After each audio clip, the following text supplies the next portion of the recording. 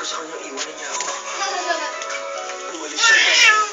Casey! Casey! Ay, asan yun? Ha? Ay, nagpapasok ko. Alam na yung nangyari sa kanya. Lalabas na. Lalaki ka niya, hindi niya magagawa yung pelikula. Pwede ba makita to? Mukha pa Dali.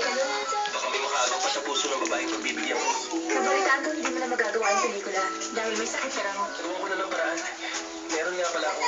Gusto ko sabihin sa'yo. Ako hindi okay. Dapat pinaalam mo muna sa akin ang kondisyon mo. Kung alam ko yun, hindi na sana kita nirecommend. Casey, oh. Ano na ngayon mo kaya harap ko sa kanila?